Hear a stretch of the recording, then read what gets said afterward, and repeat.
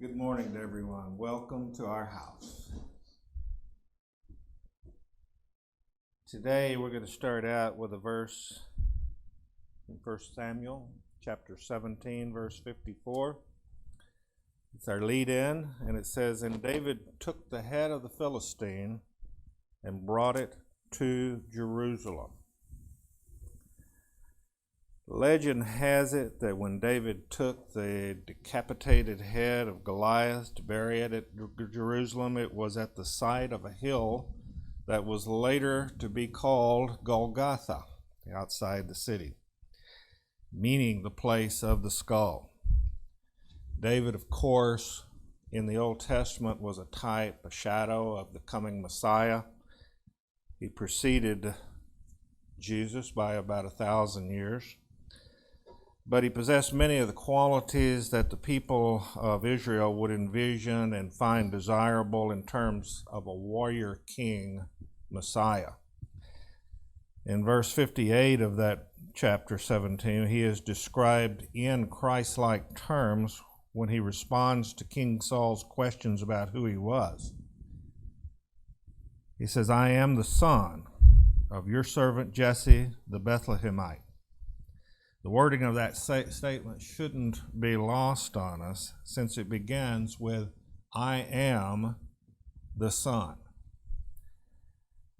of your servant Jesse." And that word Jesse in the Hebrew means being or existential being or to exist, from Bethlehem, meaning the house of bread. The tabernacle of bread, where the bread is found. We know this is the same term or name that Jesus would later reference as his own when he says, "I am the bread of life." So we see the correlation here.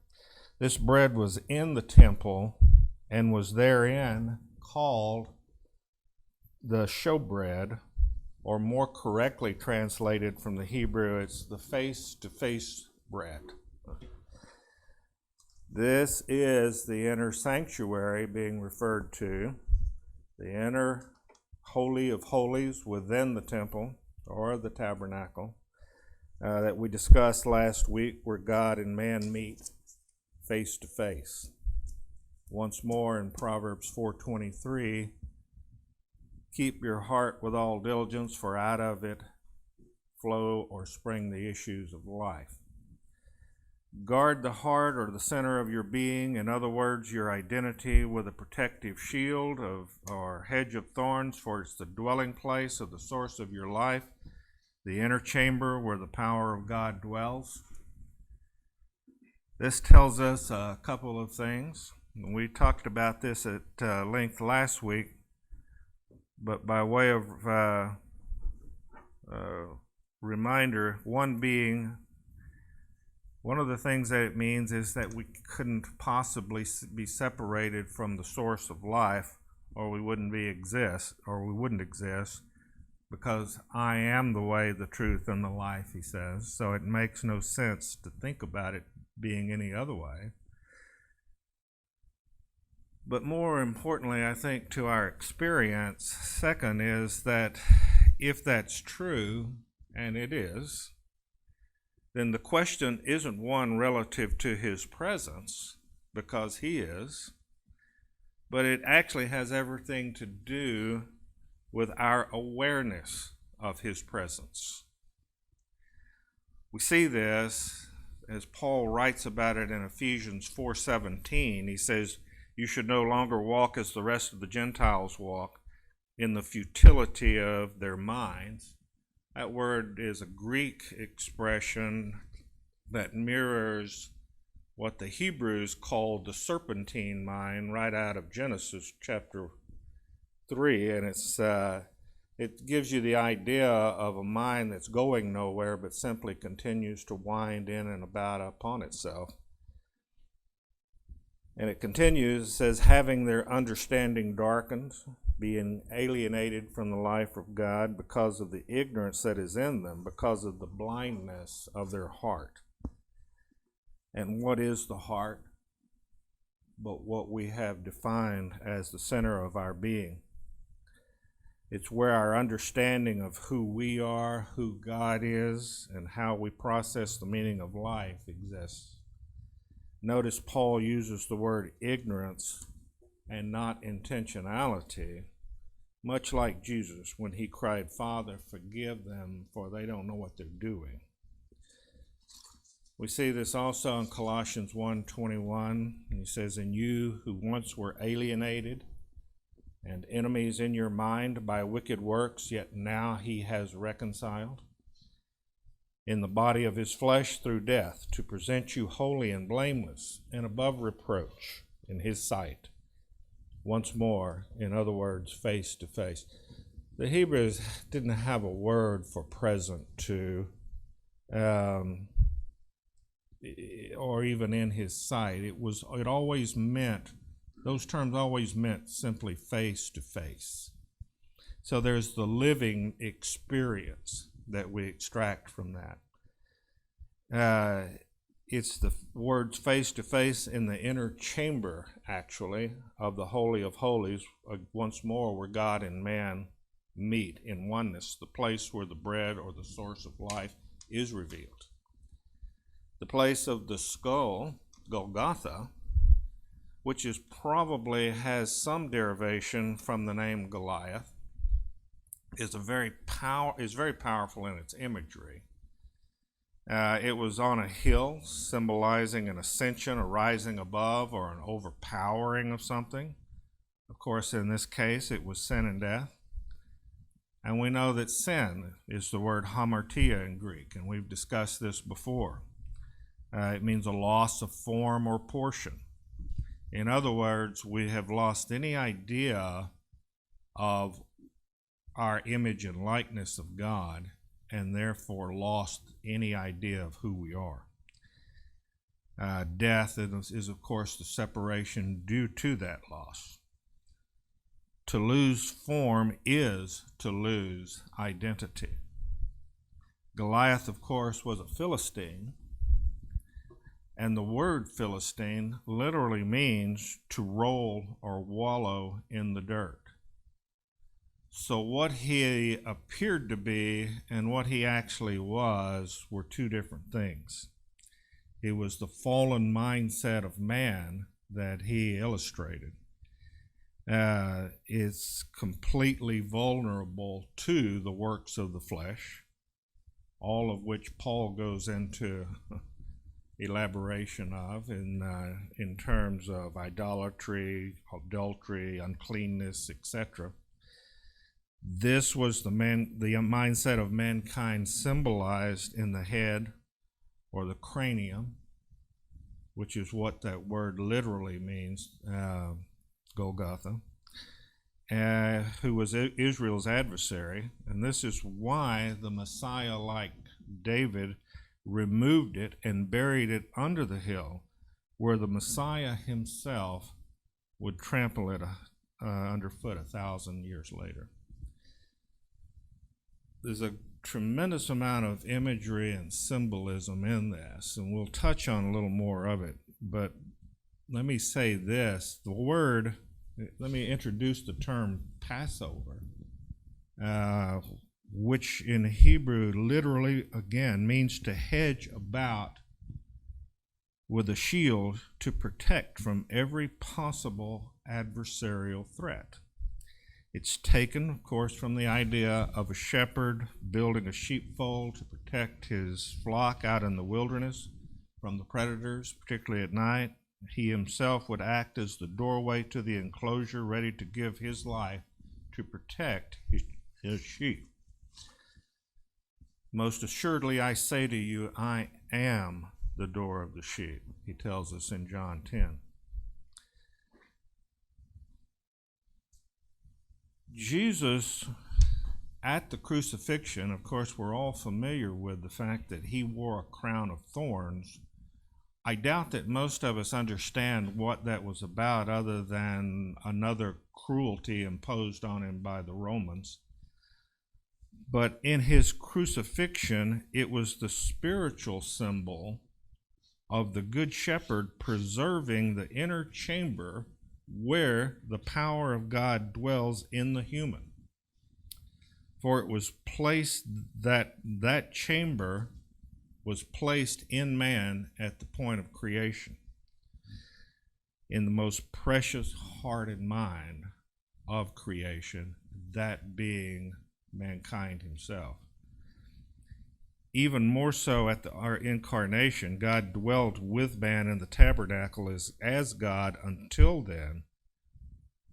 But after the incarnation, resurrection, and ascension, he indwelled man no longer simply as God, but as man as well. So this is the consummation of the ages that we read about in Hebrews 9. This is the pivot point of all things, that God is no longer simply God, God is man. He is both. So he has entered that chamber where he existed for thousands of years. Remember the power of God in the inner chamber.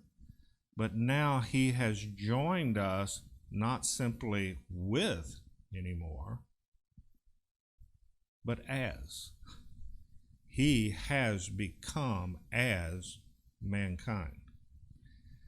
Therefore, we are of him. If he is love, then that is mine and your essence. It's mine and your very DNA. When he died and he was resurrected by his Father, he became a new race of man. He was not simply a man raised, he was all men raised. For if one died, all died, and if one was resurrected, all were resurrected. The firstborn among many. No longer the Adam race, but what Paul calls the heavenly man, because his life and our life are now exactly one. In 1 Corinthians 15 and 49, the Mirror translation says, just as we were once defined by the flesh, our earthly image, we are now defined by our spirit, our heavenly image. We have begun to see our identity. We've begun to recognize once again who we are. I have been crucified with Christ. It's no longer I who live, but Christ who lives in me. And the life which I now live in the flesh, I live by the faith of the Son of God, who loved me and gave himself for me. These verses tend to take on a little different meaning when we begin to see things this way. As discussed previously, the word used in Genesis 3:13, translated deceived, also means to forget, as in dementia, as in Alzheimer's, as in an invading disease that it's impaired us in a massive way. And the Lord said to the woman, what is this you've done? And the woman said, the serpent has caused me to forget, and I do eat. We've talked about that somewhat last week. Malcolm has touched on it.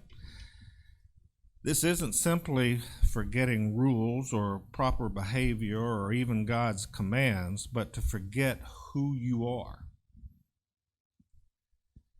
And this, in a very real sense, is to lose touch with reality. It's the word also translated beguiled, to be seduced or deluded. Paul takes the signal from this when he says in Colossians 2 verse 18, says, let no man beguile you of your reward. In other words, we've been there, done that.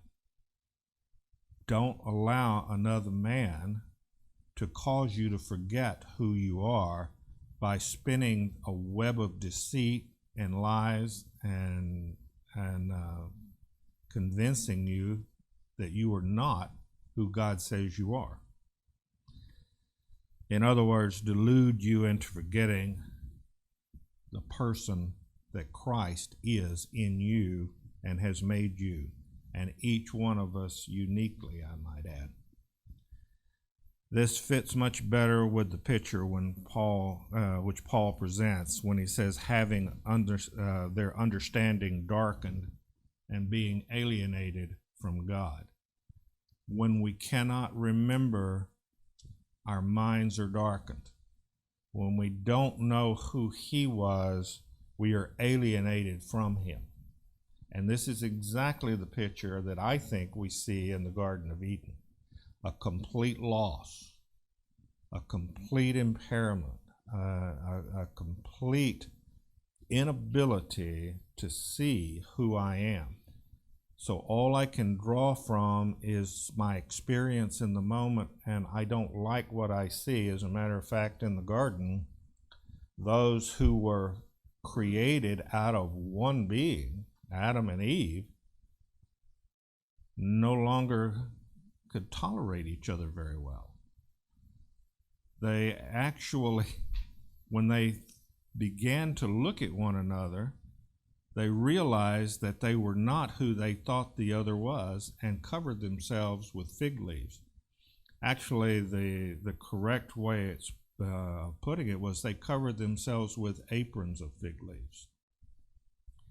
Interestingly enough, that word apron in Hebrew means armor. So where they were once naked, which means vulnerable, they have now taken a whole different tack, not only with each other, but with God, and they've covered themselves with an armor to protect and shield themselves from the love of the other. In 1 John, we find something stated that is incredibly profound, and it's something that you may want to make a note of. In 1 John 2, verse 11, first of all, he says, "But he who hates his brother is in the darkness and walks in the darkness and does not know where he's going because the darkness has blinded his eyes." I would say that's an apt description of where Adam and Eve were, wouldn't you? But even more powerfully, he goes on to say in chapter 3, verse 14, "We know that we have passed out of death into life because we love the brethren. He who does not love abides in death."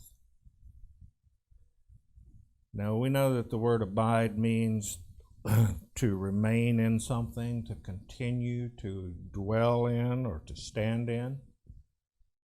And clearly, what John is telling us here is without love, we are in darkness. And because we don't love and rather hate the brother, we're literally abiding in death. This is Scripture defining what death is. We've heard this, most of us, all of our lives, in Sunday school and church, but we've only applied an experiential meaning to it of what we observe in this life when someone passes on or passes through that veil. What it literally is God defining death as hating your brother. Now that should be very sobering. It should be very eye-opening. When our love for one another began to die in the garden, this woman you gave me, the accusations and the judgment had begun. But when our love for one another began to die, so did mankind. God had literally said, "In your dying, you shall die." As your love continues to diminish, you will begin to live a darkened existence to the point that you will reach death.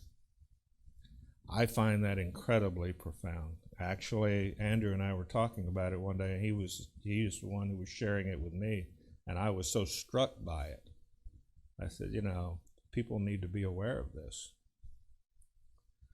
Because God is love, and we are made in his likeness and image, and we are of his essence, to not love or to resist love is to be in a continual war within ourselves or internal conflict.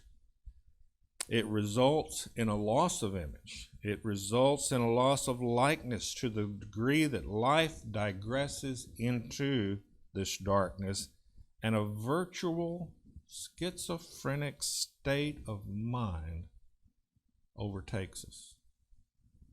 And what does psychiatrists call that but insanity? We have no idea who we are.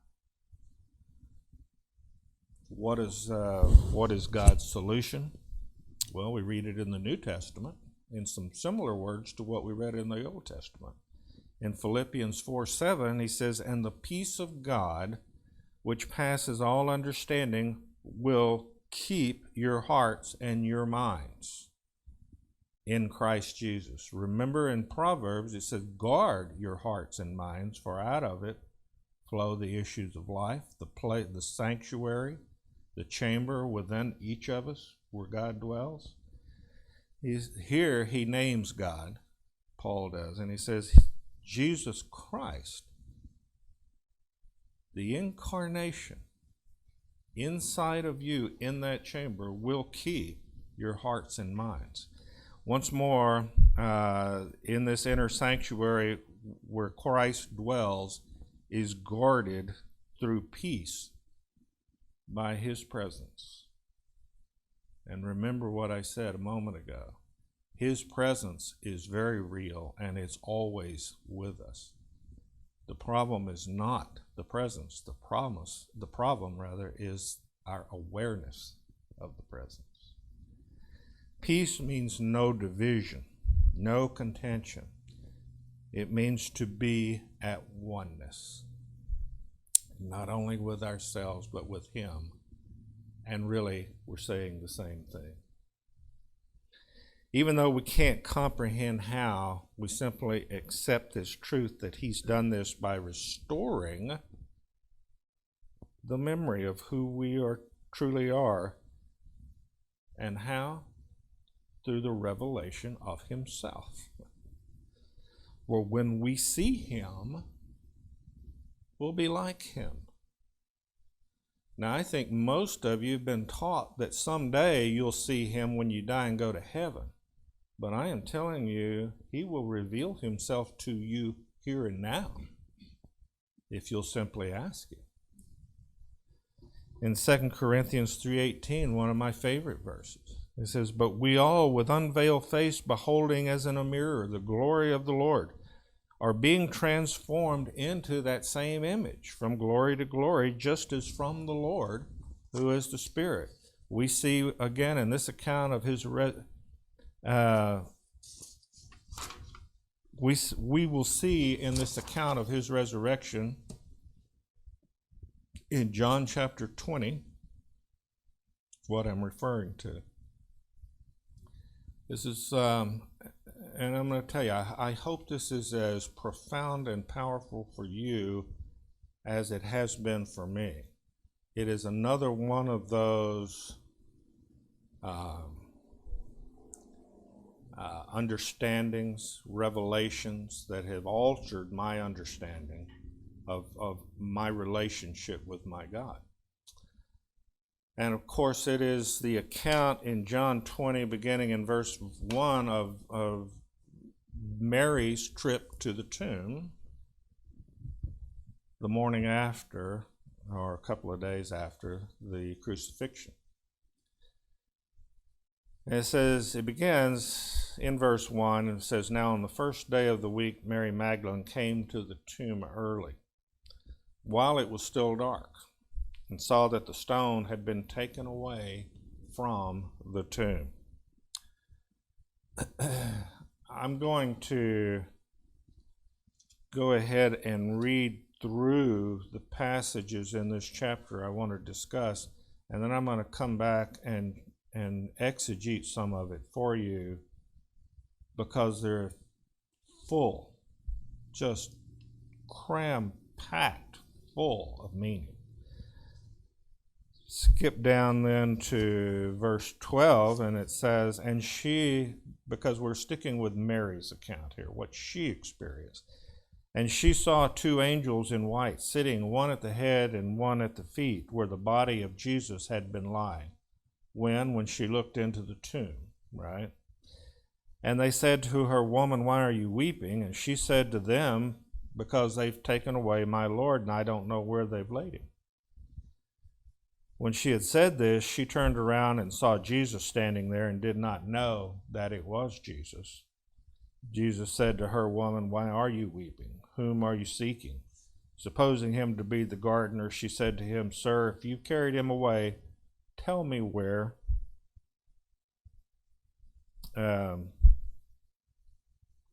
Tell me where you have laid him, and I will take him away. Jesus said to her, Mary. She turned and said to him in Hebrew, Rabboni, which means teacher or master. Let's go back to verse 1. Now, on the first day of the week, what was the first day of the week? It was in scriptural terms, it was the 8th day.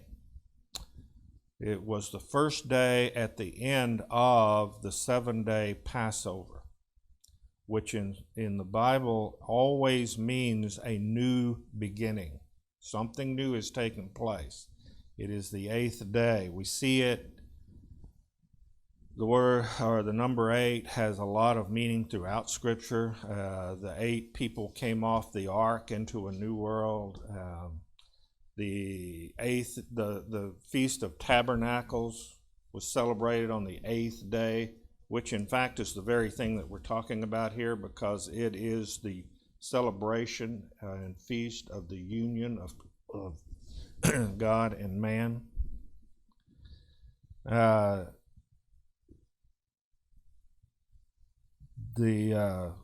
It says that she came to the tomb early while it was still dark. Again, we see the symbolism here, because Jesus had not presented his resurrected self to the world yet, so it was still dark.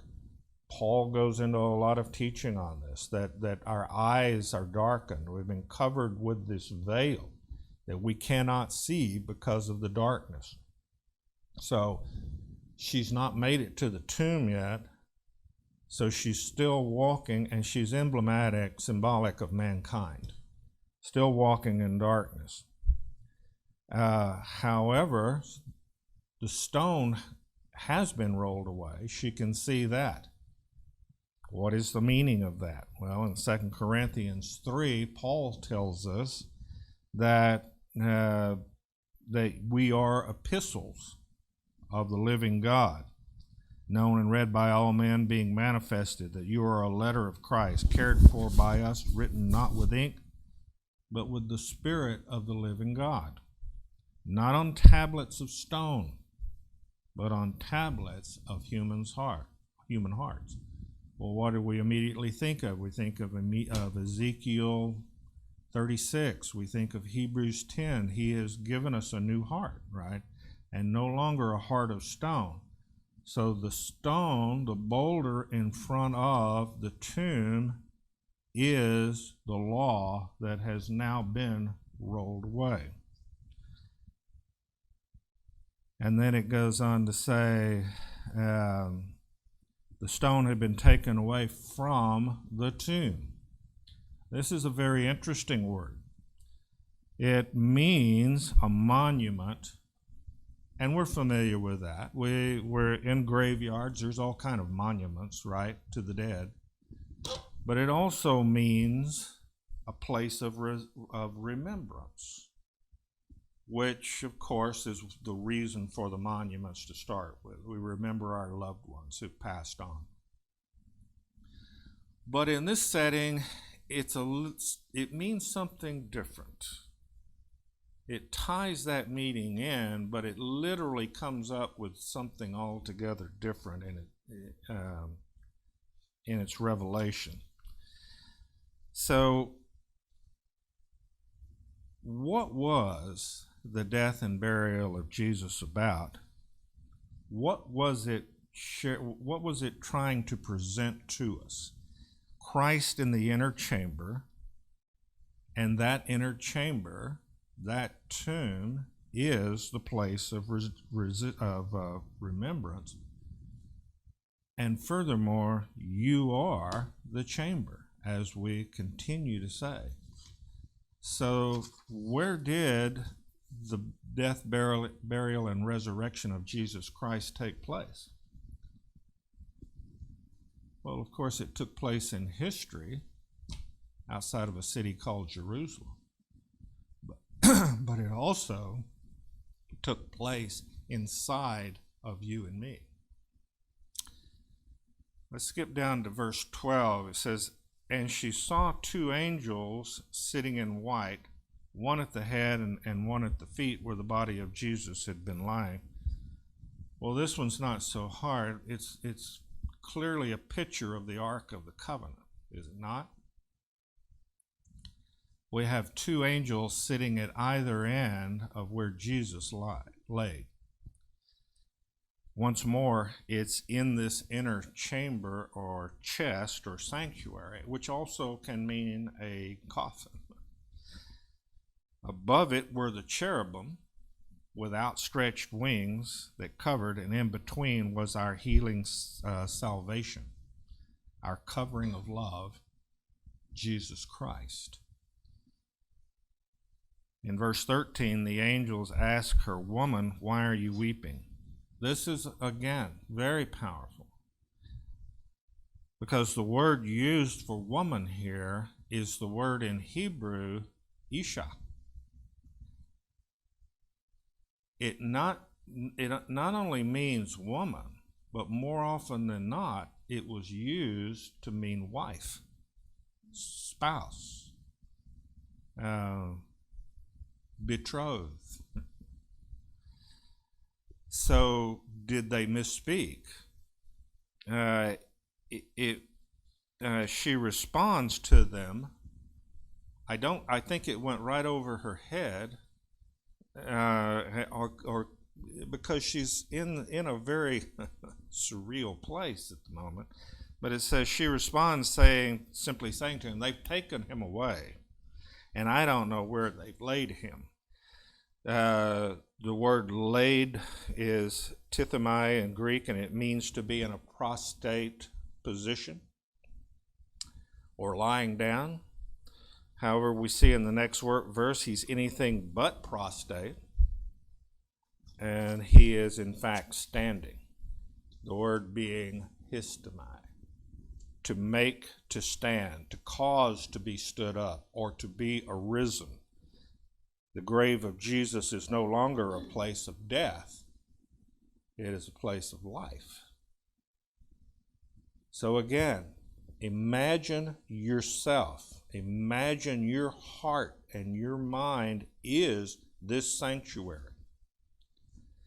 Verse 14 goes on to say, "Upon saying this, she spun around or turned back, and there she saw Jesus." We don't know exactly why she turned around. It doesn't say.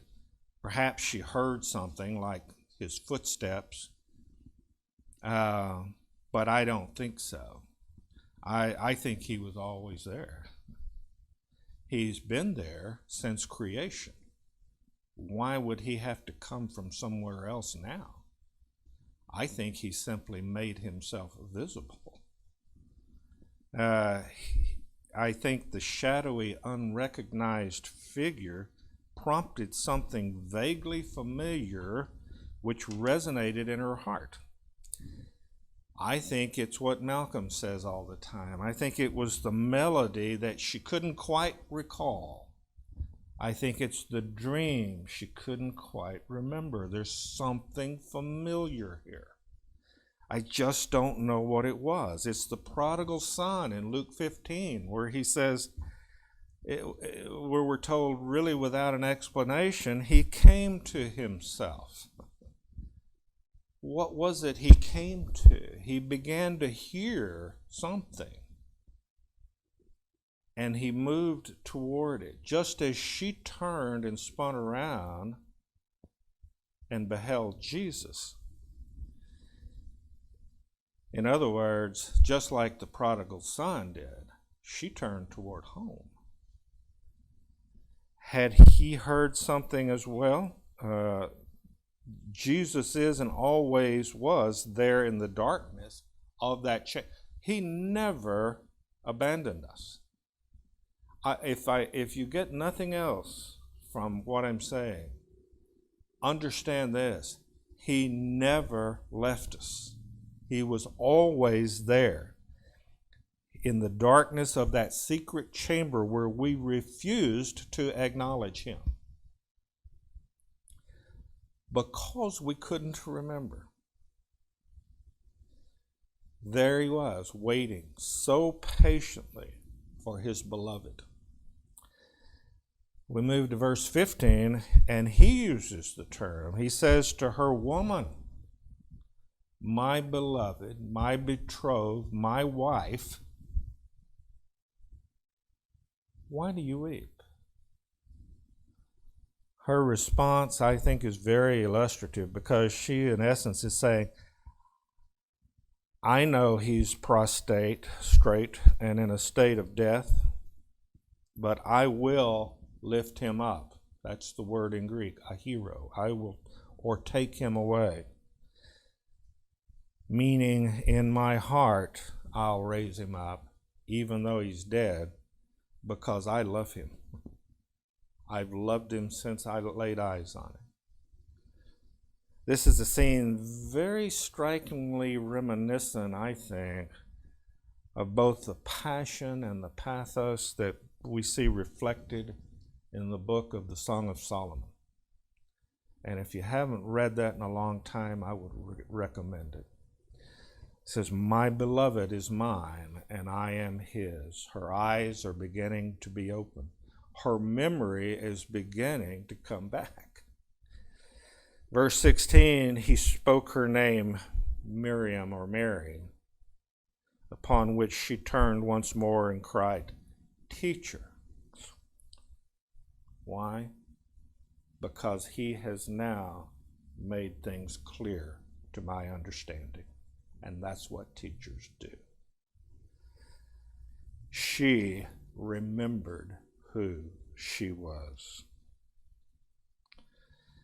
The mystery hidden, and I think the word hidden there is probably best translated obscured, from ages and generations, but now revealed, that is Christ in you, the hope of glory.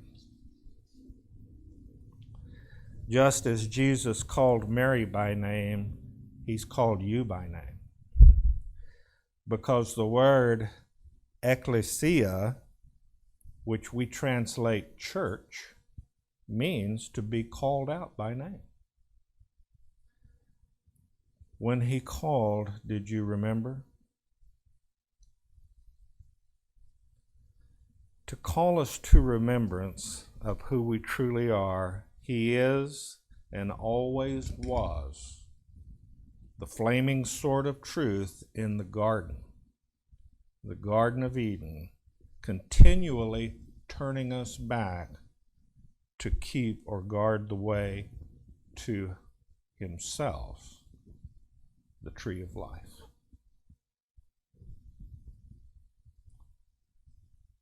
So then faith comes by what?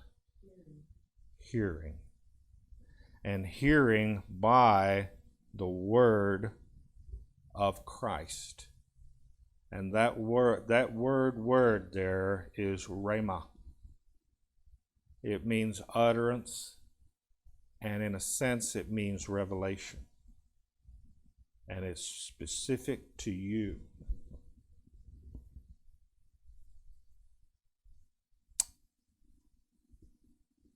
Thank you, and amen.